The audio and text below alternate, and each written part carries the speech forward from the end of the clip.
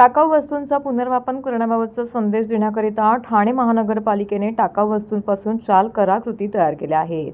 यामध्ये ठाणं बदलतंय, टायर टू ट्रेझर, तंत्र, फुलपाखरू आणि सायकल टू सस्टेनेबिलिटी यांचा समावेश असून या कलाकृती कोलशेत गायमुख चौपाटी, ठाणे महानगरपालिका मुख्यालय आणि उपवन येथे ठेवण्यात आलेल्या आहेत. ठाणे महानगरपालिका क्षेत्रात दररोज 1000 मेट्रिक टनच्या आसपास कचरा जमा होतो. त्यातील 60% ओला कचरा, 40% सुका कचरा असतो. सुका कचरा वर्गीकरण करण्यात येतं. त्यामध्ये टायर, लाकूड, धातू, cycle tyre, ring, plastic pipe आणि कचऱ्याचा समावेश असतो. या कचऱ्याचा पुनर्वापर करणे गरजेचं असून याविषयीचा संदेश देण्यासाठी ठाणे महानगरपालिकेने अनोखा उपक्रम राबवला आहे. या कचऱ्याचा पुनर्वापर करून पालिकेने आकर्षक कलाकृती तयार केल्या आहेत. त्यामध्ये ठाणे बदलतंय, टायर टू ट्रेझर, तंत्र, फुलपाखरू आणि सायकल टू सस्टेनेबिलिटी याचा समावेश आहे. त्यापैकी या कलाकृती कोलशेत गायमुख चौपाटी आणि ठाणे महानगरपालिका मुख्यालय आणि उपवन येथे ठेवण्यात आलेले आहे. त्यापैकी तंत्र फुलपाखरू हे कचऱ्यातील कचरा, स्क्रॅप धातू, सायकल टायर, रिंग यापासून 120 किलो वजनाचे हे तंत्र फुलपाखरू तयार करण्यात आलं आहे.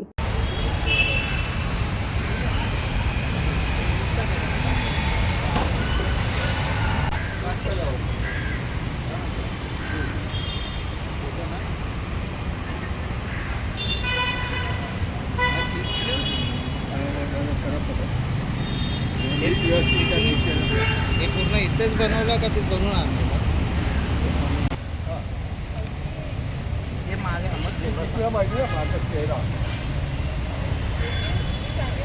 ती कारागिरी माझ्या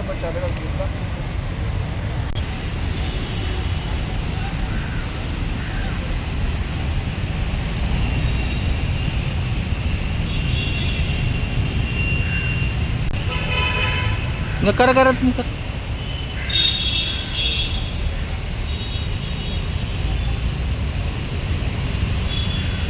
हात लावला फुगले गिरले पाहिजे ते युनिक वाटलं असं.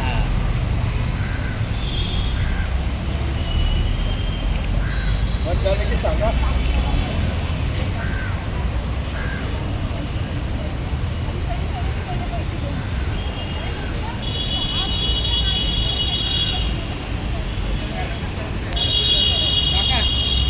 मागे जाऊ, मागच्या साईडला त्या रिंग मधून बघतात तुम्ही. हो पण एक काम झालं लाईट आहे. हा त्यामध्ये लाईट आहे.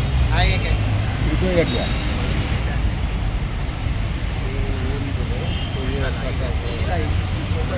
मला वाटलं लाईट मध्ये लावले का ते बेरिंग ते गेलं सायकल ते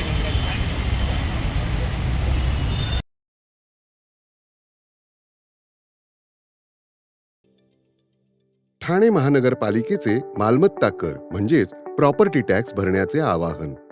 सन 2022-23 या आर्थिक वर्षाचे मालमत्ता कराचे म्हणजेच प्रॉपर्टी टॅक्सचे बिल ठाणेकर करदात्यांना महापालिकेमार्फत आर्थिक वर्षाच्या सुरुवातीस म्हणजेच माहे एप्रिल 2022 मध्ये देण्यात आलेले आहे. तथापि अद्यापही काही करदात्यांनी मालमत्ता कर महापालिकेकडे जमा केलेला नाही.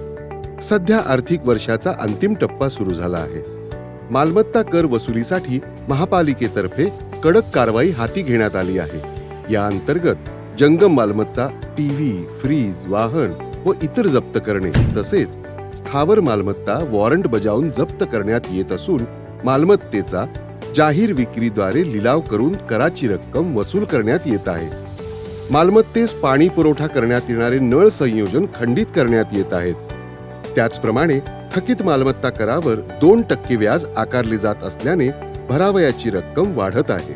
आपला मालमत्ता कर propertytax.thanecity.gov.in या लिंकद्वारे तसंच गुगल पे, फोन पे, पेटीएम याद्वारे ऑनलाईन पद्धतीने करण्याची सुविधा उपलब्ध करून दिली आहे.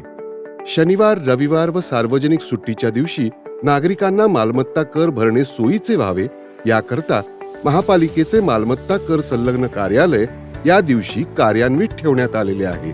तरी मालमत्ता कर वसुलीची अप्रिय कारवाई टाळण्याच्या दृष्टिकोनातून मालमत्ता कर भरून महापालिकेस सहकार्य करावे.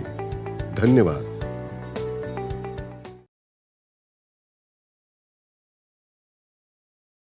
हिंदू हृदय सम्राट स्वर्गीय बाळासाहेब ठाकरे यांच्या जयंतीनिमित्त महाआरोग्य शिबिराचं आयोजन करण्यात आलं होतं. मातोश्री इंदिराबाई बाबूराव सरनाईक हॉस्पिटल निळकंठ पाम्सच्या मागे नळपाडा ठाणे येथे आमदार प्रताप सरनाईक, परिवहन मंत्री प्रताप सरनाईक यांच्या माध्यमातून हे उपक्रम आयोजित करण्यात आला होता. या अंतर्गत मोफत तपासणी, मोफत उपचार आणि मोफत शस्त्रक्रिया शिबिराचं आयोजन करण्यात आलं आहे. सकाळी 9 ते सायंकाळी 5 वाजेपर्यंत हा शिबिर नागरिकांसाठी खुलं राहणार आहे. यामध्ये रक्त तपासणी, 2D echo, CT scan, MRI, लघवी तपासणी, त्याचबरोबर मधुमेह तपासणी, एक्स-रे, सोनोग्राफी, डोळे तपासणी यांसारख्या विविध आरोग्यविषयक चाचणी याच्यामध्ये करण्यात आल्या. या सर्व तपासणी आणि शस्त्रक्रिया ते मोफत करण्यात येणार असल्याचं परिवहन मंत्री प्रताप सरनाईक यांनी सांगितले.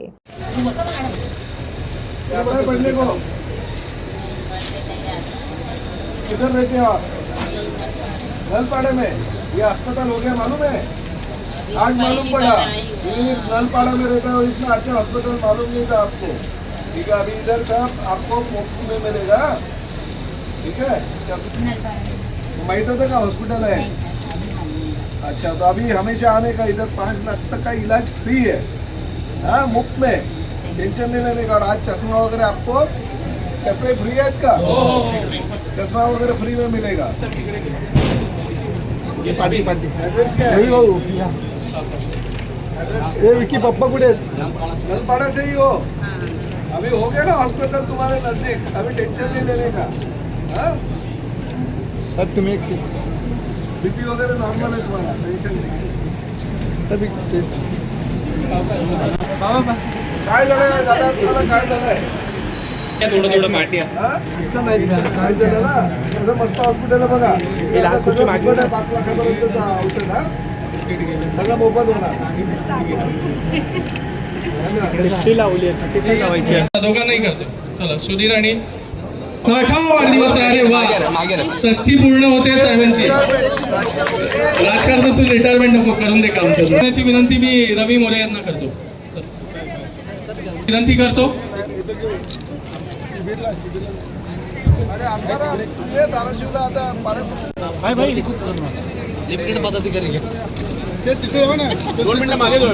साहेब तुम्हाला माहिती देतो कार्यक्रमाची. शिवसेना प्रमुख, हिंदू हृदय सम्राट आदरणीय बाळासाहेब ठाकरे यांच्या जयंतीच्या दिवशी, म्हणजे आज 23 जानेवारीच्या या दिवशी ठाणे शहरामध्ये आमचे पक्षाचे मुख्य नेते आणि उपमुख्यमंत्री आदरणीय एकनाथ शिंदे साहेब यांच्या संकल्पनेतून हे स्वर्गीय इंदिराबाई बाबूराव सरनाईक हॉस्पिटल नळपाड्यामध्ये आम्ही निर्माण केलेलं आहे. आणि ह्या हॉस्पिटलमध्ये जवळजवळ 122 बेड आहे.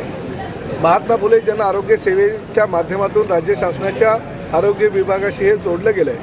आणि अद्यावत असं हे हॉस्पिटल ठाणे शहरातील जनतेसाठी आम्ही खुलं केलेलं आहे. 5 लाखापर्यंतचा जो इलाज आहे ह्या ठिकाणी मोफत, म्हणजे त्यामध्ये शस्त्रक्रियासुद्धा आल्यात आणि त्याचबरोबर औषधंसुद्धा मोफत देण्यात येते. सर्वसामान्य जनतेला आणि प्रामुख्याने माझ्या विधानसभा मतदारसंघातील नागरिकांना याची कल्पना नव्हती.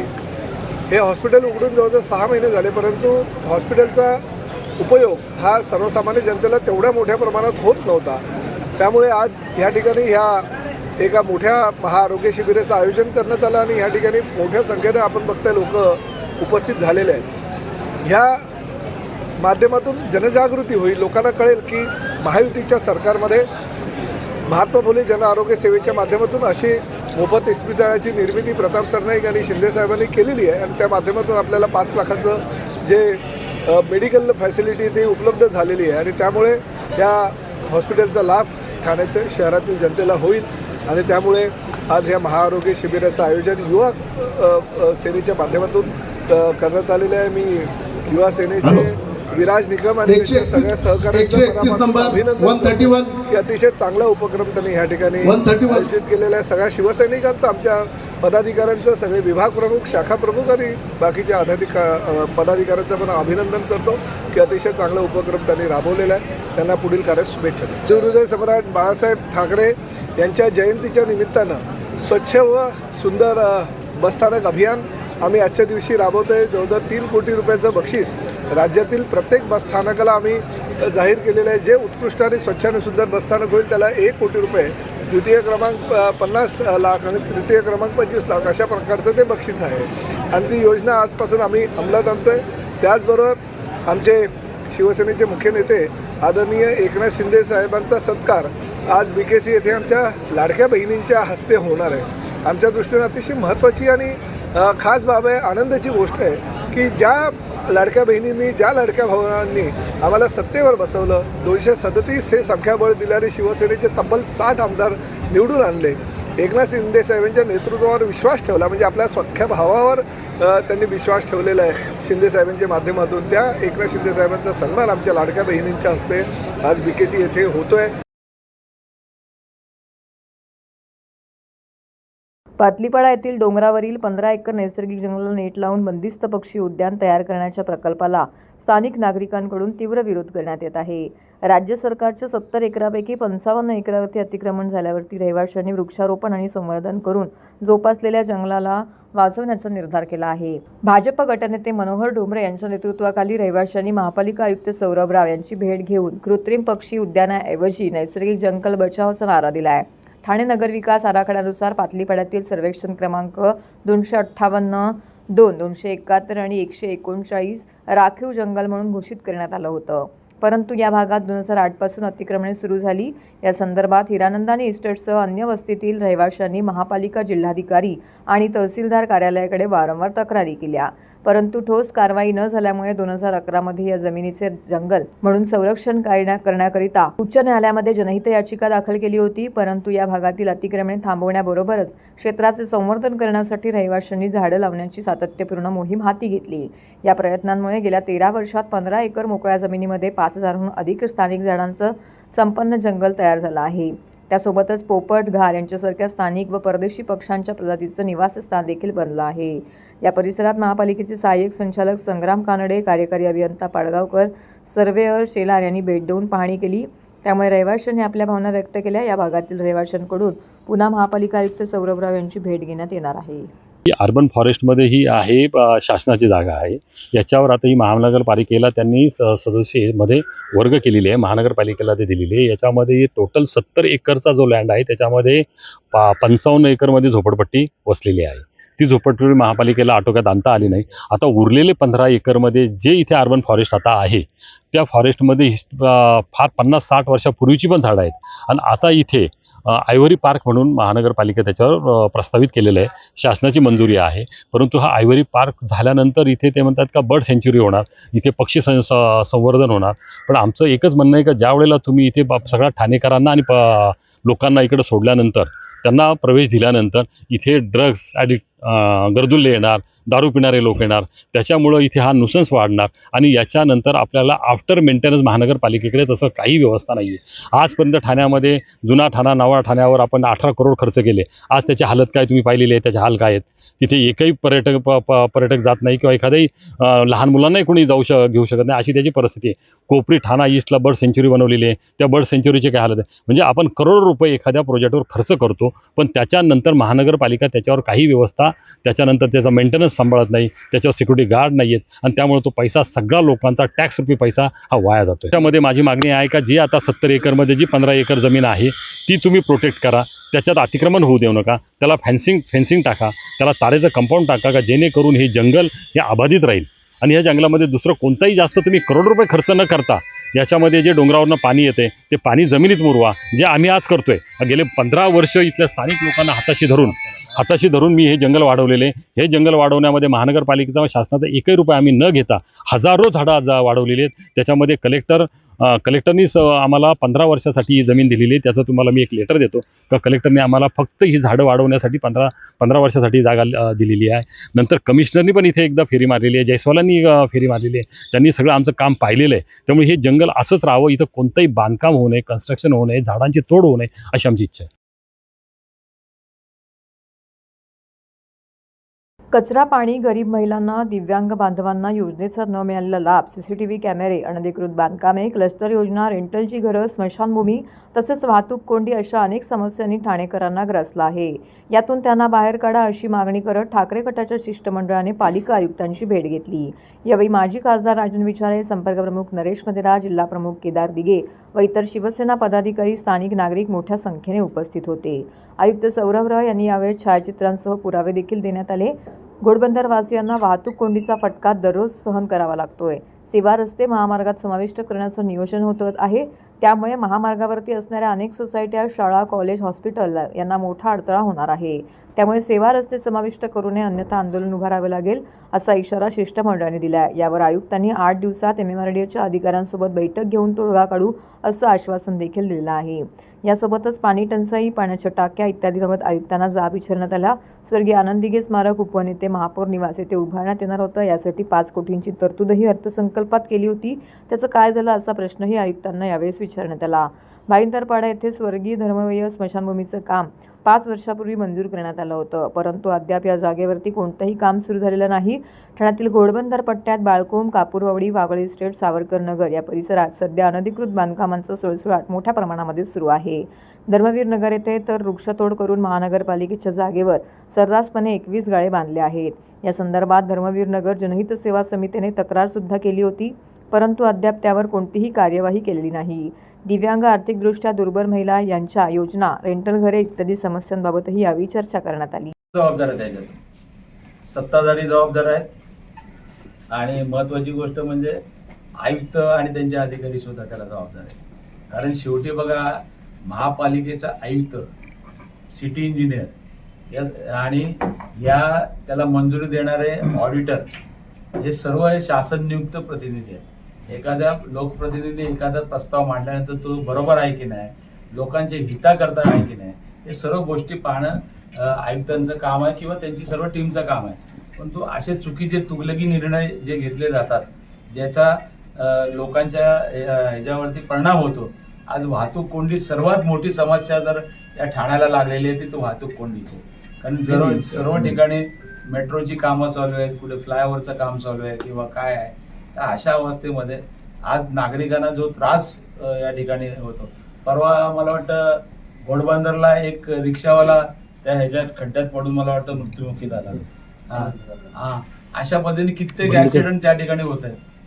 त्यामुळे ही गंभीर बाब प्रशासनाच्या निदर्शनाला आणलेली आहे. मला वाटतं या संदर्भामध्ये हा सुद्धा विषय झाला.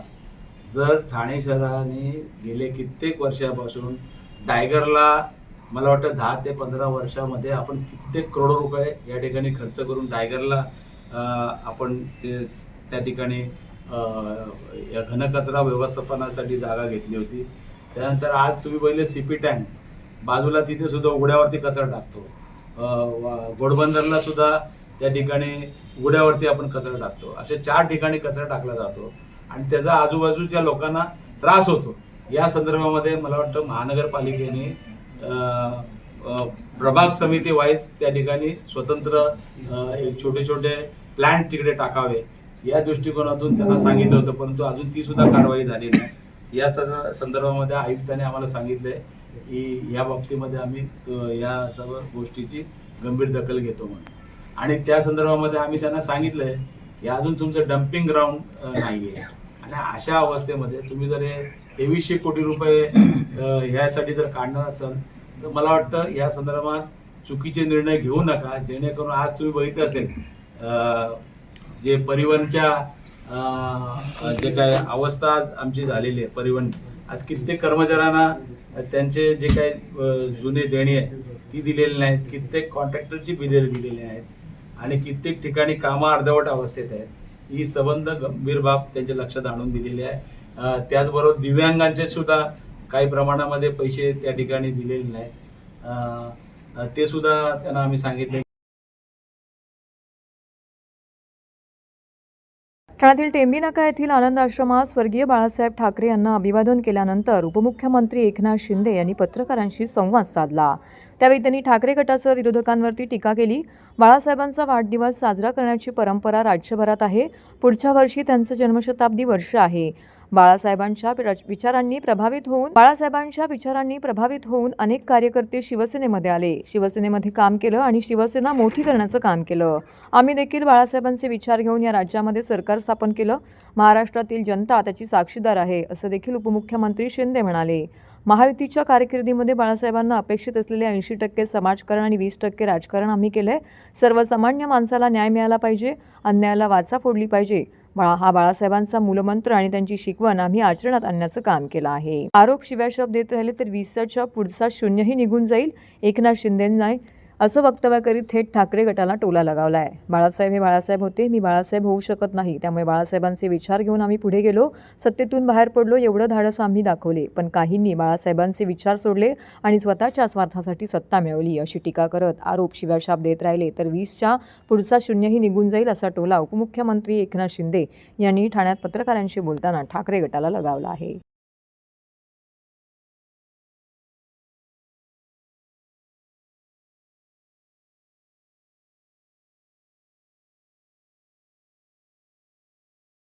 असं बघायला गेलं तर बाळासाहेब असताना आनंदोत्सव साजरा करायचो आपण, वाढदिवस साजरा करून संपूर्ण महाराष्ट्रामध्ये विविध उपक्रमांनी हा बाळासाहेबांचा वाढदिवस साजरा करण्याची परंपरा राज्यभरात आहे, देशभरामध्ये होती आणि आजही विविध कार्यक्रम समाज उपयोगी लोकाभिमुख कार्यक्रमांचं आयोजन करून बाळासाहेबांची जयंती देखील साजरी केली जाते. पुढच्या वर्षी जन्मशताब्दी वर्ष आहे आणि खरं म्हणजे बाळासाहेबांचे विचार आम्ही घेऊन त्यांच्या विचारांनी प्रभावित होऊन अनेक कार्यकर्ते शिवसेनेत आले, शिवसेनेमध्ये काम केलं. शिवसेना मोठी करण्याचं काम बाळासाहेबांच्या आशीर्वादाने कार्यकर्त्यांनी केलं आणि आम्ही देखील बाळासाहेबांचा विचार घेऊनच या राज्यामध्ये बाळासाहेबांच्या विचाराचं सरकार स्थापन केलं आणि आपल्या सगळ्यांना माहीत आहे, आपण सगळे साक्षीदार आहात, महाराष्ट्रातली जनता साक्षीदार आहे की सत्तेच्या 2.5 वर्षामध्ये महायुतीच्या कारकिर्दीमध्ये बाळासाहेबांना अपेक्षित असलेलं 80% समाजकारण आणि 20% राजकारण आम्ही केलं.